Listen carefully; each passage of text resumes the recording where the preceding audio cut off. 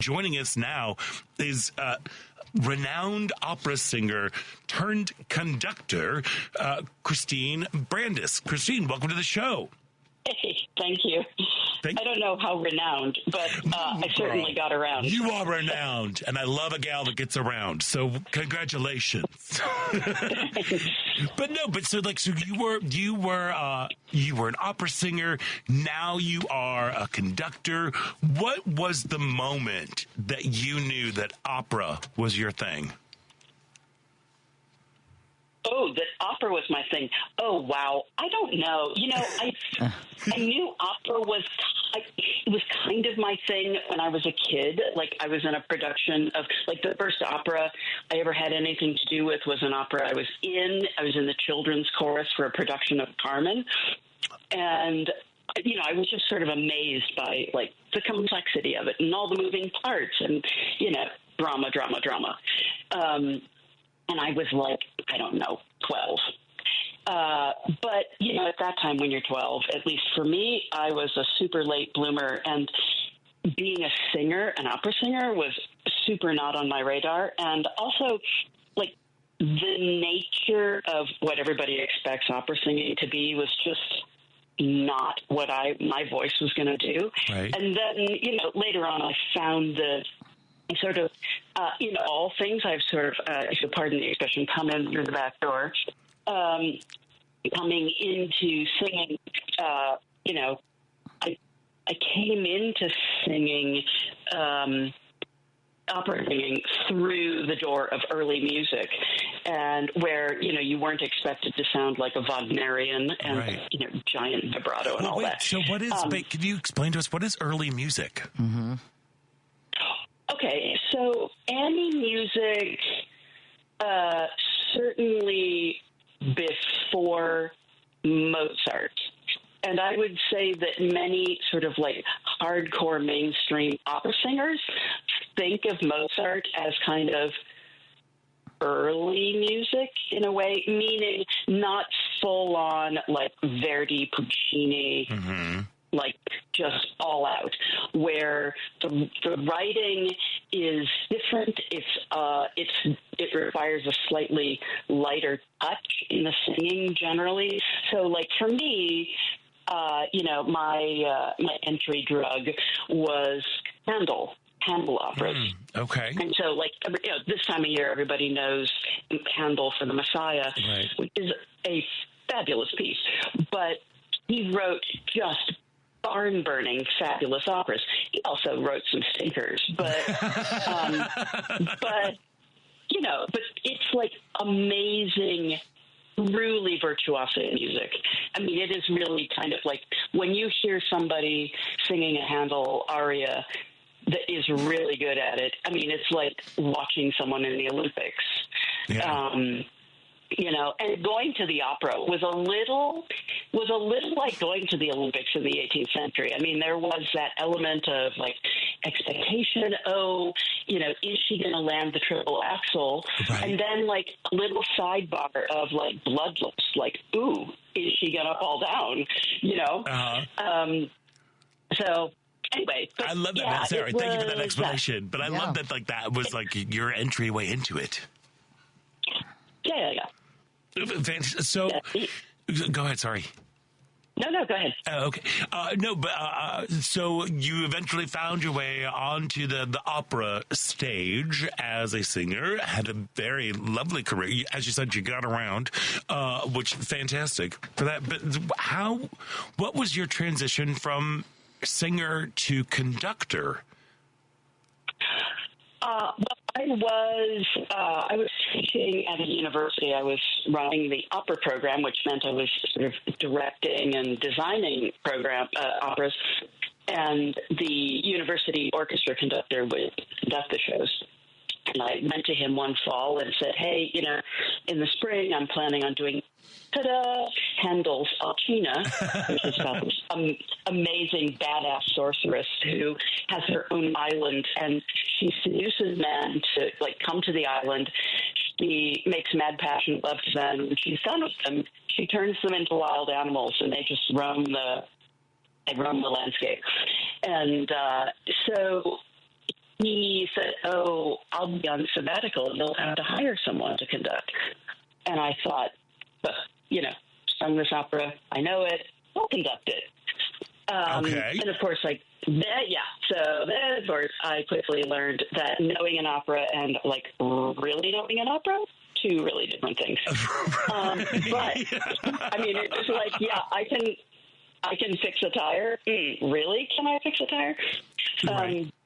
And so then I enlisted the help of, a couple of friends who are really good conductors. And, but once I was in, and I was really bitten by the bug. And I realized that after my first professional engagements, I got to the end of the first performance and I had one of those crazy aha moments unbidden. And I thought, oh my God, I have been on my way to this moment in my life for my entire life without knowing it. I love that. Which is a very cool thing. Where if you start thinking, then you're just oh, and then there was this thing that happened and that thing that happened, and all the puzzle pieces drop into this order out of what seems to be the slightly rando, free-form chaos of your own life, and then all of a sudden it's oh no, actually all of those little funny moments all formed this arrow pointing in this direction. That's amazing, and I love that moment of clarity. Yeah, Kristen, how does your experience as a performer inform your experience as a conductor? Well, it's a really good question. I hope it makes me more flexible and more compassionate on the podium. I've certainly had the experience of conductors being, stroppy and insistent and just not aware of what the challenges are. And so, yeah, that's my hope that I show up for the singers in maybe a different way. Also, just energetically, what to give. Some people need more from the pit, and how to just vibe people in the right way, in the right places. Do you ever have a feeling I want to jump up there and just sing that myself? Oh my God, no. Absolutely not. Okay, good to know. I mean, right now, I've got a really terrible cold, and I'm the lady baritone, and I'm holy Lord, thank God, I do not have to worry about this anymore. Right. Good. Well, I love that you were talking about there's a difference between really knowing an opera and really knowing an opera. With that first experience, what have you discovered have been the major differences of understanding from the conductor, from the orchestra pit? What is a skill that you're this is what I'm honing in on? Oh, that's such a good question. I think a lot of it that has been, on my learning curve has been about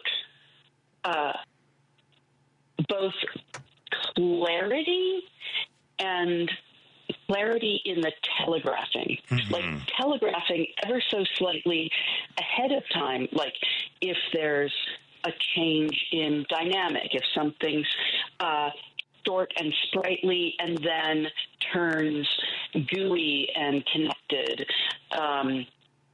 anticipating how to show a rhythmic moment that might be a little complicated, how to anticipate and clarify what people need at any point. And, weirdly, one of the hardest things, especially at the beginning, was oh my God, what to do with fermatas. So a fermata is when fermare is to stop, right? And it's literally when there's this little bird's eye in the score and everything comes to a crashing halt. And it's usually that you're waiting for a singer to make up a cadenza or have a moment. And it's the getting in and out of that and the micromanaging of that time, both in terms of reading how much time the singer's going to take, how much time they need for the breath that follows whatever vapors they've been having, Right. and then like how to indicate like, and okay, band, here we go, like getting back in. Getting back in. Yeah. Are you just exhausted by the end of the opera? I mean, because it is not. It is a full contact sport. Oh, totally. Yeah. It is. I am toast. And it's interesting. It's not that it is so physically exhausting, although it is, because like I'm in constant motion for a couple of hours. But it's the sort of mental and emotional thing that's hard. It's like the concentration is so absolute, and also just like the emotional thing, and not only like riding the emotion of like what all the affects are and like what we're like all of the emotional zones we're going in and out of in the piece, but also like navigating like my own emotional landscape, you know, like trying to like be like, okay, chill, you do not need to freak out about this, like you can just let that go, like, you know, it's wild.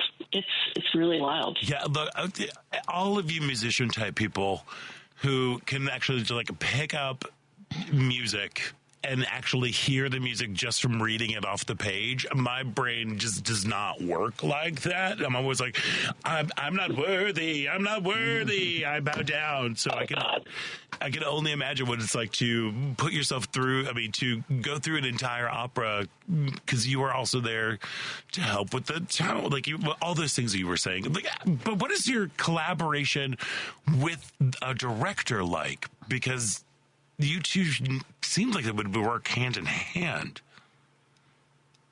Yeah, absolutely. That's how it goes. And so initially with the, you know, we have, I don't know, 3 weeks or more of staging rehearsals. And in that process, it's really my job to be there to listen. I mean, of course, I'm sort of managing the sort of straight up musical stuff, but a lot of musical stuff is influenced by choices that are made by the director and by the singers. And so making sure that my understanding of pace, where we take time, where we move ahead, that all of that syncs up with the direction, and now that we're on the stage, you know, making sure that all of this works in concert with all of just the straight up physical technical stuff. Yeah, because you have to coordinate comedic timing with this. Yeah, show. especially with Totally. with Falstaff. The opera. What's the rest of the title? Oh gosh, I don't know what the rest of the title is. I just call it Falstaff. Great, we'll just call it Falstaff too. So, but it's inspired by. Yeah. Oh, there we are. It's inspired by Shakespeare's *Merry Wives of Windsor*. Yeah. So, what drew you to this piece?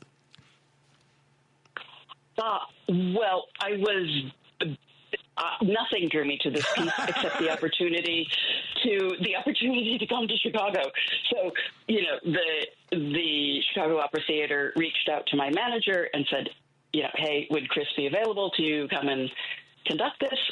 And, you know, my manager called and said, hey, COT would like you to conduct Falstaff. And of course, I thought they meant Verdi's Falstaff, which is the famous Falstaff. And he said, ...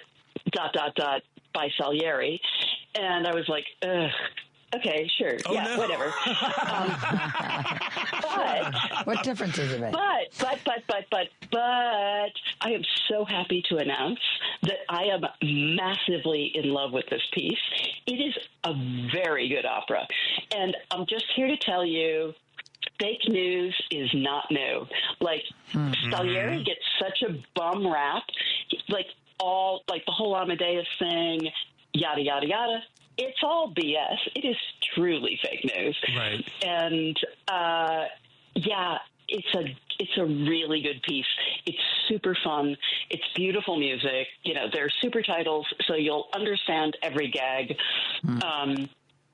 This production is set kind of in what might closely resemble season 2 of White Lotus.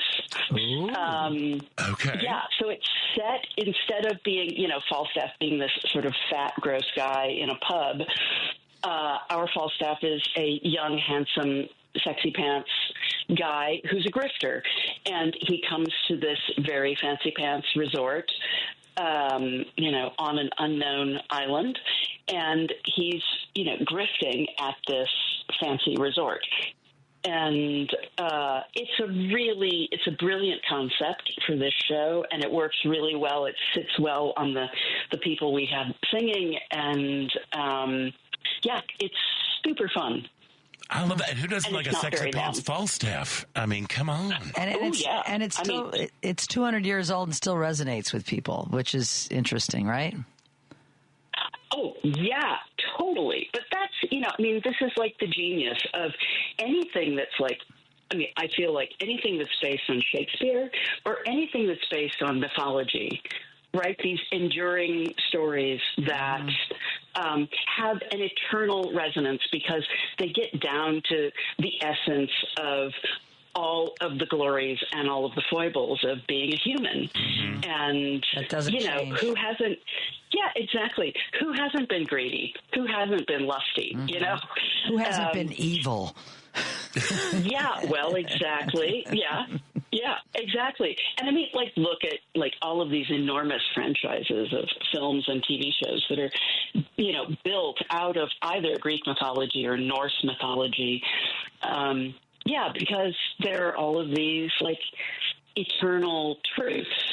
And this is why we have art. We get to see aspects of ourselves reflected back to us, and we get to think a little more deeply about how we go through the world, I think, sometimes in these contexts. And we reflect on our own stuff, and and it takes us a little apart from the cray-cray land that we're living in right now. Yeah, 100%. I mean, this just sounds amazing. And look, you want to make sure if you want to looking for something really wonderful to do during the holidays, as you said, it is not a very long opera. It is also a fun opera. And if you want to escape to Italy and see a hot, sexy baby Falstaff, don't miss the Chicago premiere of Falstaff, presented by Chicago Opera Theater, December 3rd through the 7th. At the historic Studebaker Theater in the Fine Arts Building on Michigan Avenue. For information and for tickets, go to chicagooperatheater.org, and that's theater, E-R.